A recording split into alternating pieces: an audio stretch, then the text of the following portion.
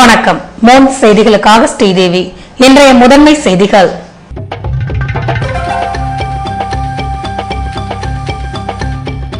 Tsunami குடியிருப்புகள் கட்டியதில் முறைகேடு. பொதுப்பணித்துறை முன்னாள் உயர் அதிகாரிகள் வீடுகளில் சோதனை நடத்த சிபிஐ அதிரடி முடிவு.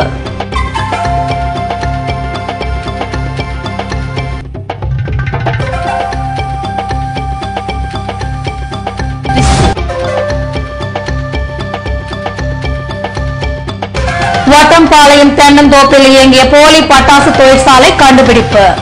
1 லட்சம் ரூபாய் மதிப்புள்ள வெடிமருந்து பறிமுதல்.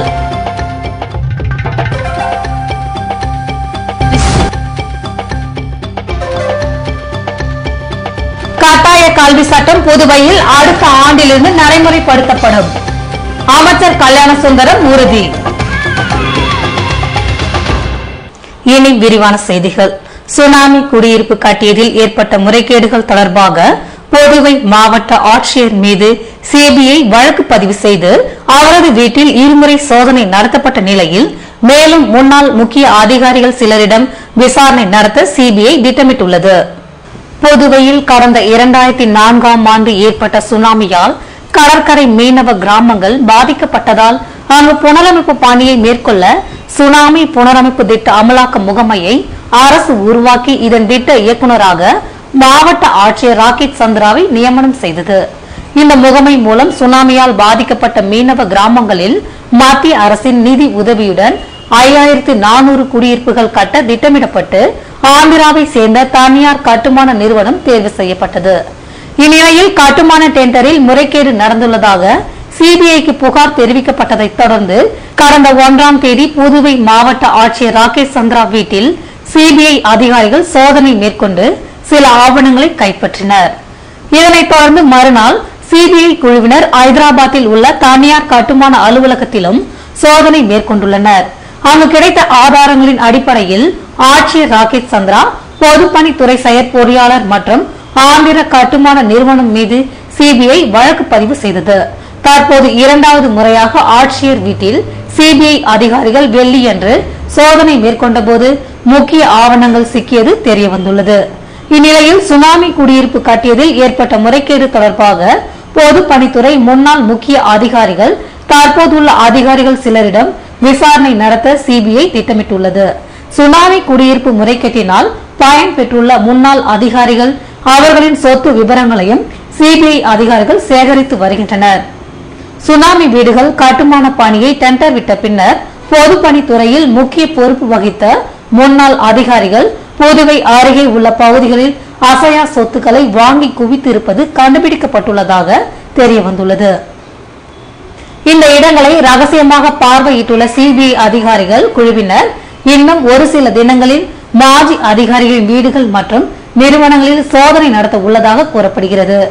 தமிழகத்தில் தற்போது அமைந்துள்ள அரசுக்கு நெருக்கமான அதிகாரிகளின் துணையுடன் சுனாமி குடியிருப்பு மோசடியை சிபிஐ கையாண்டு வருவதும் தெரியவந்துள்ளது. சிபிஐயின் இதுபோன்ற நடவடிக்கையினால் பொதுப்பணித்துறையில் முக்கிய பொறுப்பு வகித்த முன்னாள் அதிகாரிகள் கலக்கமடைந்து சட்ட நிபுணர்களுடன் ஆலோசனை நடத்தி வருகின்றனர்.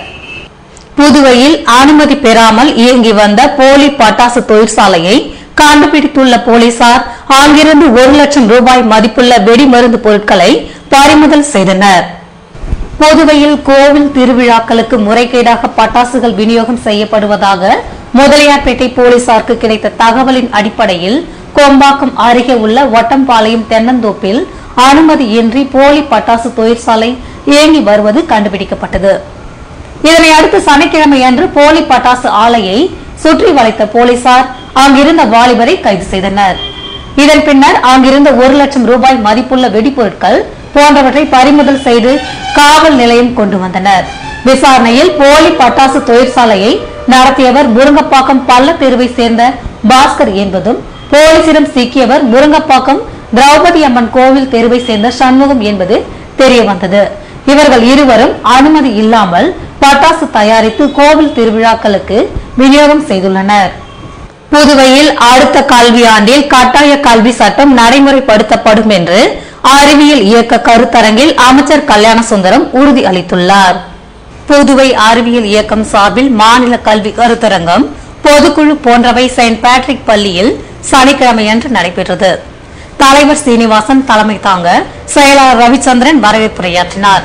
கருத்தரங்கை அமைச்சர் கல்யாண சுந்தரம் துவக்கி வைக்க நெல்லை மனோன்மணியம் சுந்தரனார் பல்கலைக்கழக முன்னாள் துணைவேந்தர் வசந்தி தேவி சிறப்புரையாற்றினார். கருத்தரங்கில் பேசிய அமைச்சர் கல்யாண சுந்தரம் சமச்சீர் கல்வி புத்தகத்திற்காக தமிழக அரசிடம் 7 கோடி ரூபாய் செலுத்தப்பட்டுள்ளது என்றும் கட்டாய கல்வியை குறுகிய காலகட்டத்தினால் இந்த ஆண்டு செயல்படுத்த முடியாது என்பதால் வரும் கல்வியாண்டில் நடைமுறைப்படுத்தப்படும் என்றார். உயர்கல்வியில் அரசு கல்லூரிகளை நாடும் பெற்றோர் ஆரம்ப கல்விக்காக தனியாரிடம் முண்டியடிப்பது வேதனை அளிக்கிறது என்ற அமைச்சர் கல்யாண சுந்தரம் பொதுமக்கள் விழிப்புடன் இருந்தால்தான் ஆரம்ப கல்வியின் தரத்தை உயர்த்த முடியும் என்றும் வரும் காலங்களில் அரசு பள்ளிகளில் படிக்கும் அரசு ஊழியர்களின் குழந்தைகளுக்கு உதவித்தொகை வழங்குவது குறித்து முதல்வரிடம் பேசியுள்ளேன் என்றார். கருத்தரங்கில் சமச்சீர் கல்வியை இந்த ஆண்டு அமல்படுத்துவதுடன் தனி கல்வி வாரியத்தை அமைக்க வேண்டும் என்றும் மாணவர்களின் பாடத்திட்டங்களில் புதுவையின் வரலாறு சேர்க்கப்பட வேண்டும் என்றும் தனியார் பள்ளிகளில் கல்வி கட்டணத்தை முறைப்படுத்துவதுடன் பெண்களுக்கு 33% இடஒதுக்கீட்டை வழங்க வேண்டும் என்று தீர்மானம் நிறைவேற்றப்பட்டது. அகில இந்திய மார்வாடி இளைஞர்கள் சங்கம் சார்பில் புதுவை சாவரி ராயலு பள்ளியில் நடைபெற்ற கண் பரிசோதனை முகாமில் மாணவிகள் பங்கேற்றனர்.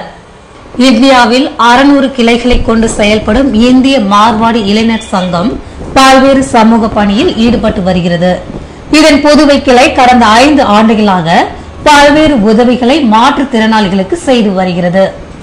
இதன் தொடர்ச்சியாக இந்திய மார்வாடி இளைஞர் சங்கம் சார்பில் இலவச கண் பரிசோதனை முகாம் சாவரி ராயலு அரசு மகளிர் பள்ளியில் சனிக்கிழமை நடத்தப்பட்டது. இதில் பங்கேற்ற மாணவிகளுக்கு அறுபடை வீடு மருத்துவக் கல்லூரியின் கண் பிரிவு குழுவினர் பரிசோதனை மேற்கொண்டனர்.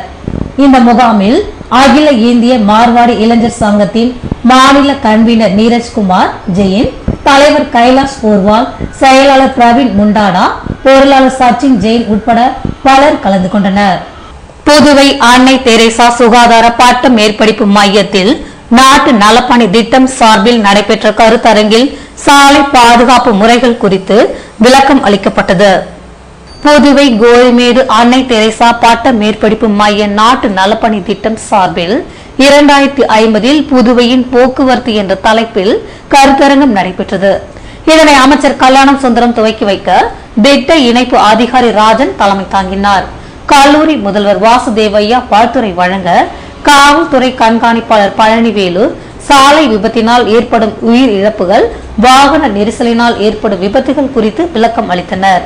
இந்நிகழ்ச்சியில் நாட்டு நலப்பணி திட்ட ஆசிரியர்கள், மாணவர்கள், காவல்துறை அதிகாரிகள், வாகன உரிமையாளர்கள், ஓட்டுநர்கள், இளைஞர் மற்றும் மாதர் சங்க உறுப்பினர்கள் கலந்து கொண்டனர்.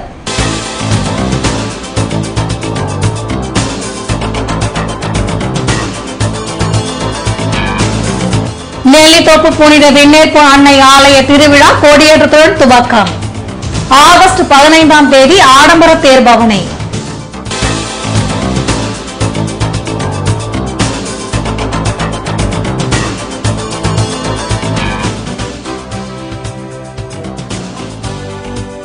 வெளியூர் அபிஷேகப்பாக்கம் அரசு கல்லூரிகளுக்கு மீண்டும் இணைப்பு அங்கீகாரம். புதுவை பல்கலைக்கழகம் அனுமதி. விவரம் விளம்பர இடைவேளைக்கு பிறகு.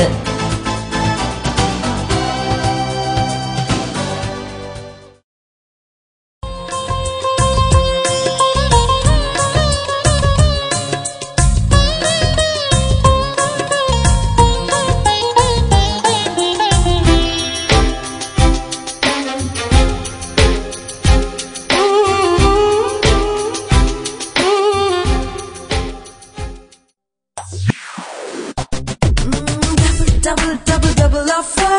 Money Electronics double offer. 25th anniversary. ஆடி சேல் தள்ளுபடி. அத்தனையும் உள்ளதடி. உனக்காக எனக்காக. பாண்டி மணி எலக்ட்ரானிக்ஸின் 25வது ஆண்டு விழா சிறப்பு விற்பனை. நீங்கள் வாங்கும் அனைத்து வீட்டு உபயோகப் பொருட்களுக்கும் வியக்கத்தக்க பரிசுகள் காத்திருக்கின்றன. உங்கள் பாண்டி மணி எலக்ட்ரானிக்ஸ். மணி எலக்ட்ரானிக்ஸ் double offer. பளிச்சு பளிச்சுன்னு துவைக்கிறதுல ஃப்ரண்ட் லோடிங் வாஷிங் மிஷினுக்கு நிகர் கிடையாது. ஃப்ரண்ட் லோடிங் வாஷிங் மிஷின் வாங்க மணி எலக்ட்ரானிக்ஸ் விட்டா வேற கிடையாது. IFB, LG, Siemens, Whirlpool, Samsung கம்பெனிகளின் ஃப்ரண்ட் லோடிங் மற்றும் டாப் லோடிங் வாஷிங் மிஷின்கள். டெய்லி பாத்திரம் தேய்க்க கஷ்டப்படுறீங்களா? மணி எலக்ட்ரானிக்ஸ்ல டிஷ் வாஷர் வாங்குங்க, வேலையை சுலபமாக்கிக்கங்க. மேலும் புகையில்லா சமையலுக்கு சில்லிஸ், விரைவாக சமைத்திட hobs. 0% finance exchange offer. Pandi Thennarkadu மாவட்டங்களுக்கு இலவச door delivery. Pandi Mani electronics, Maraimalai Adigal சாலை, பாண்டிச்சேரி. ஆடி ஆடி வந்தாராம், அள்ளி அள்ளி தந்தாராம், ஊர் எல்லாம் போற்றி பாடும் பாண்டி ராம் ராம். கோடி ரகங்கள் கண்டாராம், விலைய குறைவு என்றாராம், எல்லோரும் ஒன்றாய் கூடும் பாண்டி ராம் ராம். மனதில் ஆசை கொண்டாராம், மீண்டும் மீண்டும் வந்தாராம், உள்ளங்கள் என்றும் நாடும் பாண்டி ராம் ராம். பாண்டி ராம் சில்க்ஸின் ஆடி தள்ளுபடி 5 முதல் 50% வரை. பாண்டி ராம் ராம். ஆடி ஆடி வந்தாராம், அள்ளி அள்ளி தந்தாராம், ஊர் எல்லாம் போற்றி பாடும் பாண்டி ராம் ராம். கோடி ரகங்கள் கண்டாராம், விலைய குறைவு என்றாராம், எல்லோரும் ஒன்றாய் கூடும் பாண்டி ராம் ராம். மனதில் ஆசை கொண்டாராம், மீண்டும் மீண்டும் வந்தாராம், உள்ளங்கள் என்றும் நாடும் பாண்டி ராம் ராம். பாண்டி ராம் சில்க்ஸின் ஆடி தள்ளுபடி 5 முதல் 50% வரை. பாண்டி ராம் ராம். புதுவை தங்க மாளிகை, புதுவை தங்க மாளிகை, கண்கள் தேடுமே உள்ளம் நாடுமே எத்தனை அற்புத ரகங்கள். கலையின் காவியம், அழகின் ஓவியம், நகைகளின் ஆலயம், தரத்தின் தாயகம். புதுவை தங்க மாளிகை. எல்லாவித பொன் ஆபரணங்களுக்கும் தரத்தின் தாயகம் புதுவை தங்க மாளிகை. புதுவை புதுவை தங்க மாளிகை, புதுவை தங்க மாளிகை, கண்கள் தேடுமே உள்ளம் நாடுமே எத்தனை அற்புத ரகங்கள். கலையின் காவியம், அழகின் ஓவியம், நகைகளின் ஆலயம், தரத்தின் தாயகம். புதுவை தங்க மாளிகை. எல்லாவித பொன் ஆபரணங்களுக்கும் தரத்தின் தாயகம் புதுவை தங்க மாளிகை. புதுவை தங்க மாளிகை.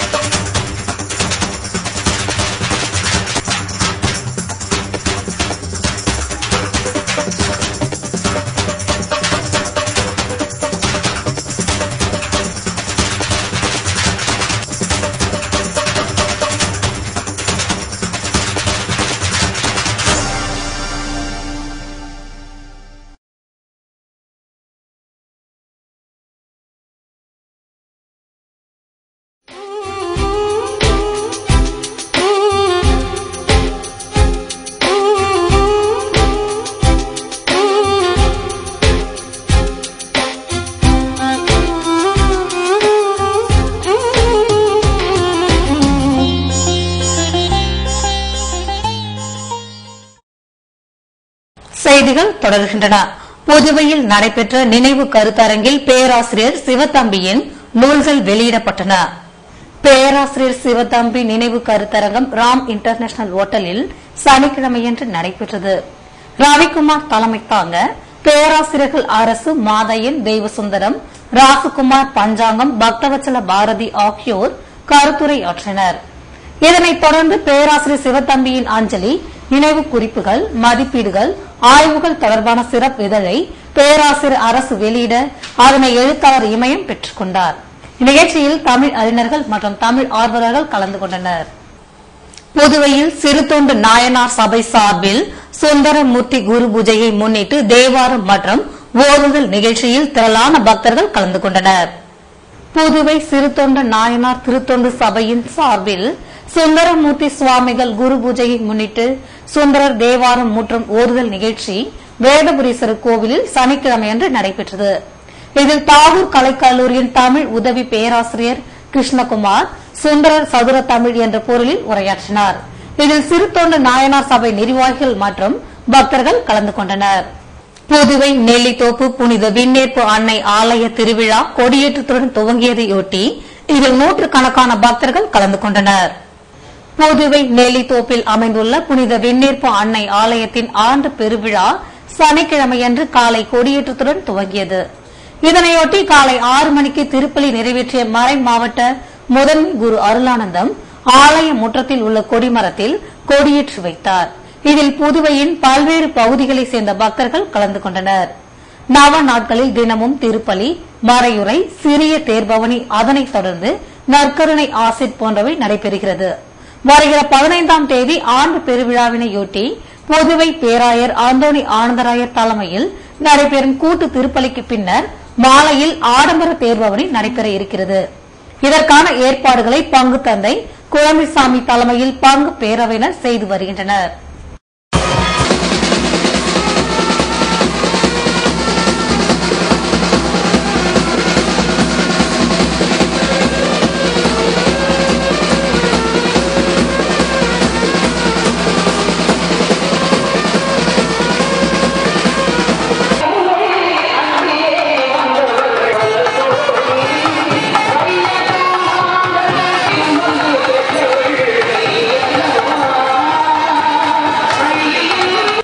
புதுவையில் நிறுத்தி வைக்கப்பட்டிருந்த 2 அரசு கல்லூரிகளுக்கு பல்கலைக்கழகம் மீண்டும் இணைப்பு அங்கீகாரம் வழங்கி இருப்பதாக கல்வித்துறை அமைச்சர் கல்யாணசுந்தரம் தெரிவித்துள்ளார்.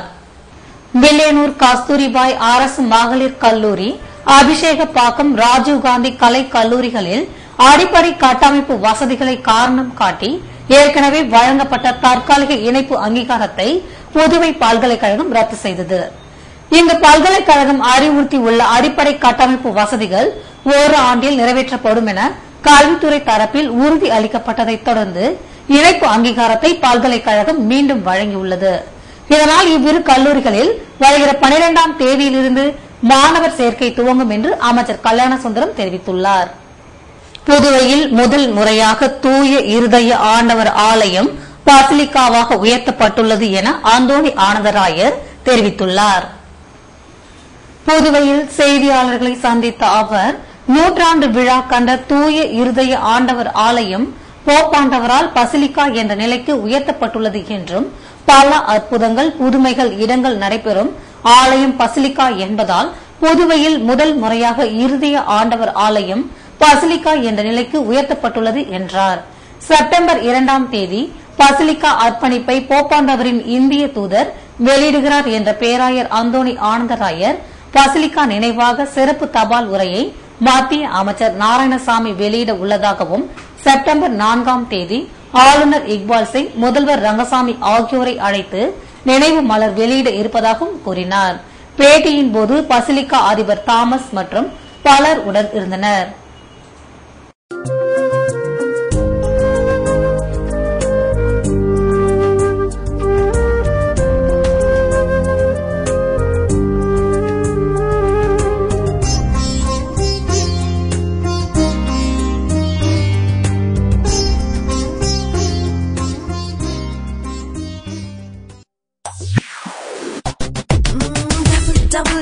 Double offer. Money Electronics double offer. 25th anniversary. ஆடி சேல் தள்ளுபடி. அத்தனையும் உள்ளதடி. உனக்காக எனக்காக. பாண்டி மணி எலக்ட்ரானிக்ஸின் 25வது ஆண்டு விழா சிறப்பு விற்பனை. நீங்கள் வாங்கும் அனைத்து வீட்டு உபயோகப் பொருட்களுக்கும் வியக்கத்தக்க பரிசுகள் காத்திருக்கின்றன. உங்கள் Pandi Mani electronics. Money Electronics double offer.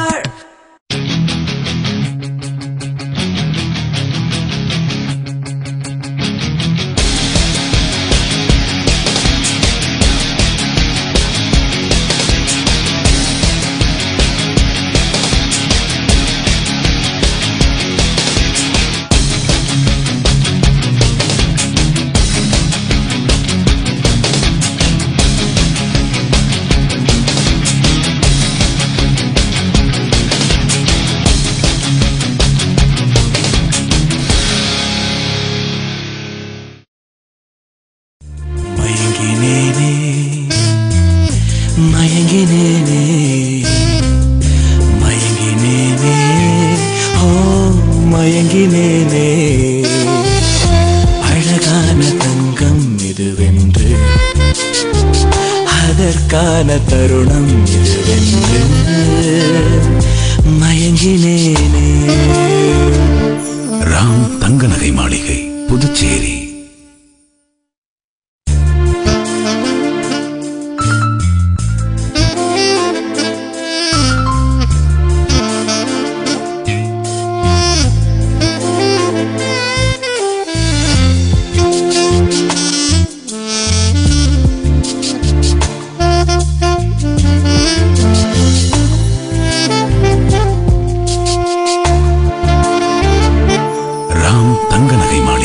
Puducherry.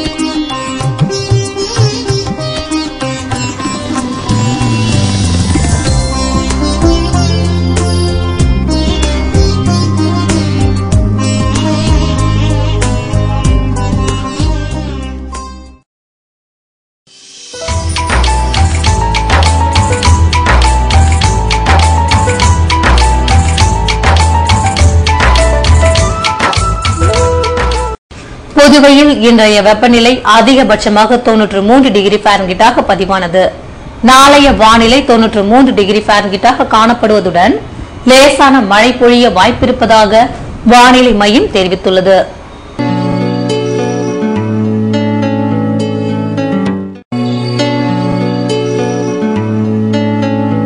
Puduvai கடற்கரையில் இருந்து சுமார் 50 கிலோமீட்டர் தூரம் வரை இன்று 5 அடியாக காணப்பட்ட கடல் அலை உயரம் நாளை 4 அடியாக காணப்படும் என்றும் தென்மேற்கு திசையில் இருந்து 21 கிலோமீட்டர் வேகத்திற்கு காற்று வீசும் என்று சென்னை வானிலை மையம் தெரிவித்துள்ளது.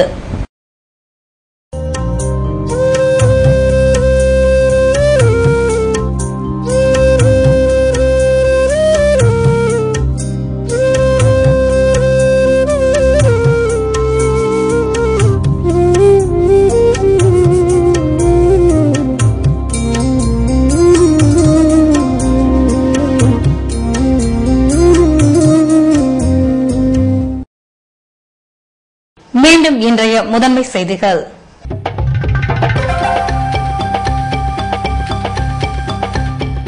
சுனாமி குடியிருப்புகள் கட்டியதில் முறைகேடு. பொதுப்பணித்துறை முன்னாள் உயர் அதிகாரிகள் வீடுகளில் சோதனை நடத்த சிபிஐ அதிரடி முடிவு.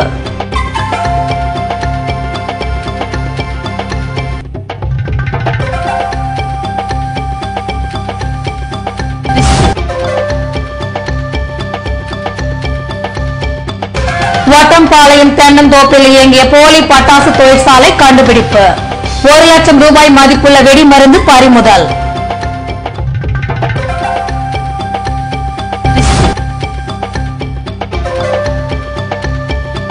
கட்டாய கல்வி சட்டம் புதுவையில் அடுத்த ஆண்டிலிருந்து நடைமுறைப்படுத்தப்படும். அமைச்சர் கல்யாணசுந்தரம் உறுதி.